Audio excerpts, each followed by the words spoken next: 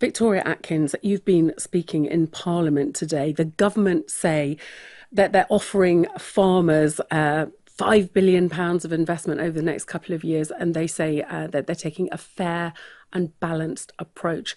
How would you describe the inheritance tax changes that the government is planning to bring in? I think it's a vindictive death tax. We know that by inflicting this tax on both family farms, but of course wider family businesses, not only is it going to have a huge impact on our food security, that means that our food prices may also rise, but also we all love our countryside. We want it to be well cared for, and farmers are critical to that work. And so on every level, this family farm tax and the wider family business taxes are really going to have an impact on the rural economy and each and every one of us that enjoys our food. Some concerns this tax doesn't come in until April 2026, that elderly farmers who can't pass on farms with that 7-year rule could take their own lives.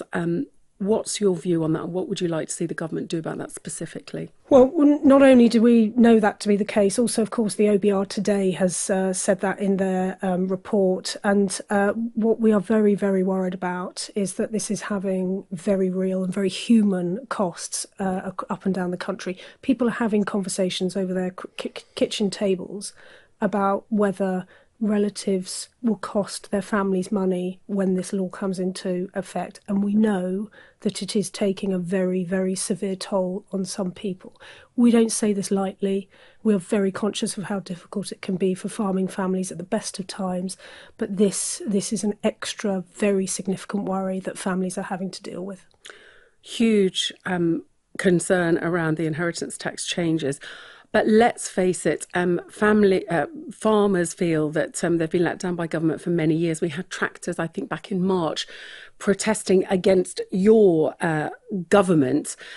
Jeremy Clarkson complaining for years about just how tough it's been for farmers.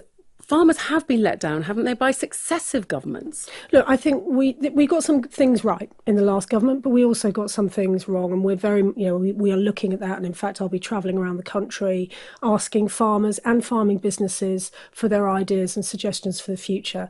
But when we left the EU, that was an enormous generational change in how we run our trade affairs with the EU, but also, of course, how farm businesses are supported.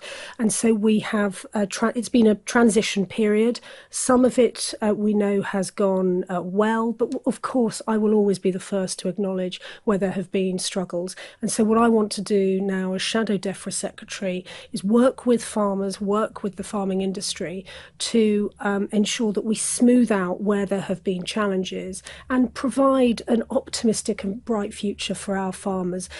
I was at the Llama convention last week, which is the huge agricultural machinery convention.